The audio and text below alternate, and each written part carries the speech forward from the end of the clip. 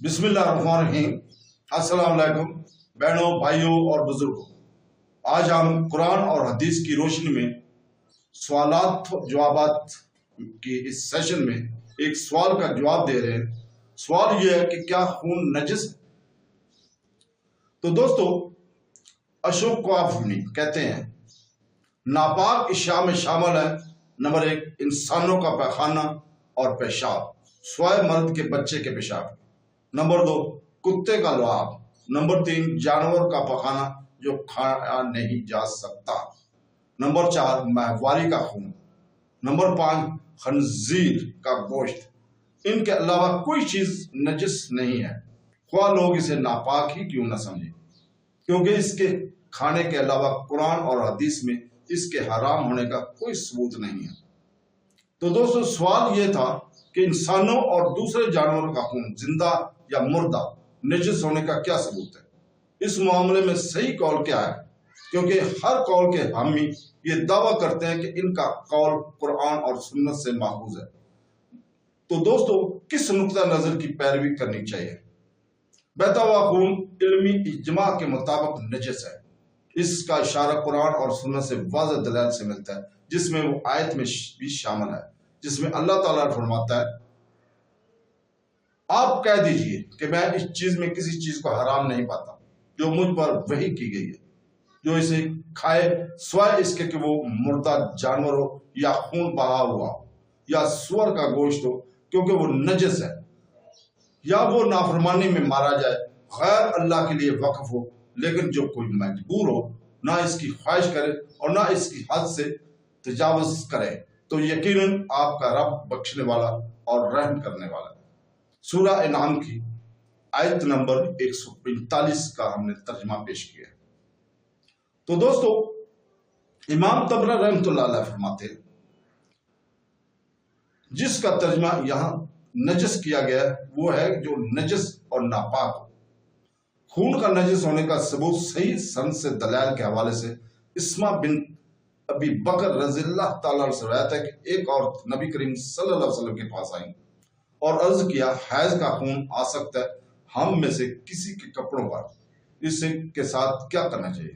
آپ صلی اللہ علیہ وسلم نے فرمایا، اسے کھرچنا چاہیے، پھر پانی سے مسح کرے، پھر دھوئے، پھر اس میں نماز پڑھے۔ صحیح بخاری حدیث نمبر 227 اور مسلم 291 کو ہم نے ذکر کیا۔ بخاری نے اس حدیث کو ایک باب میں شامل کیا جس کا عنوان ہے باب خون دھونے کا۔ نبوی نے اسے ایک باب میں شامل کیا جس کا عنوان ہے باب خون کی نجاست اور اسے دھونے کا طریقہ۔ اگرچہ یہ حدیث حیض کے خون کی بات کرتی ہے، لیکن ایک قسم کا خون اور دوسری قسم میں کوئی فرق نہیں ہے۔ تمام خون ایک ہی تو نوعیت کا ہوتا ہے، چاہے وہ کہاں سے آئے۔ اس حکم میں صحابہ کرام جانشینیوں اور چاروں ائمہ کے درمیان کوئی اختلاف نہیں ہے۔ امام احمد سے خون کے بارے میں پوچھا گیا تو انہوں نے کہا، کیا آپ کی نظر میں پیپ اور خون ایک ہی ہے؟ انہوں نے کہا، علماء کا خون کے بارے میں اختلاف نہیں تھا، لیکن پیپ کے بارے میں ان کا اختلاف ہے۔ شرح امدہ فقہ 105/1 میں یہ ذکر ہے۔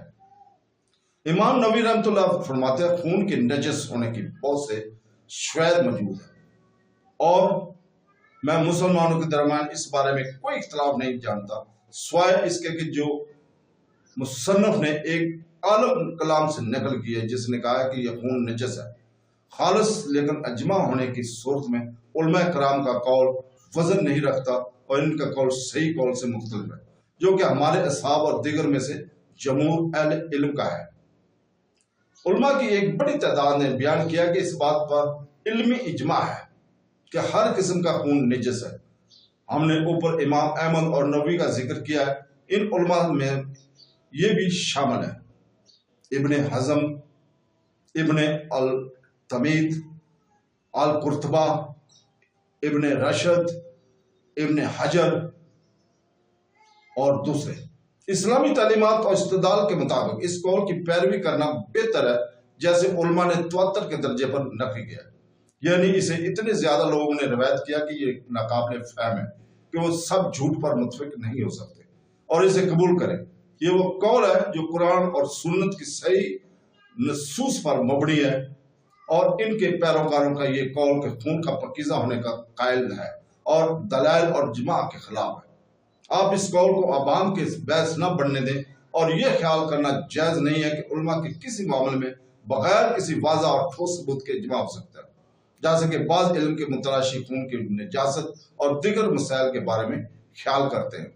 तो दोस्तों, अल्लाह ताला से दुआ है कि वो हमें कुरान पढ़ने, तफसीर पढ़ने, सुनते रसूल पर अमल करने की तौफीक अता फरमाए। आमीन सुम आमीन। अल्लाह हाफ़िज़।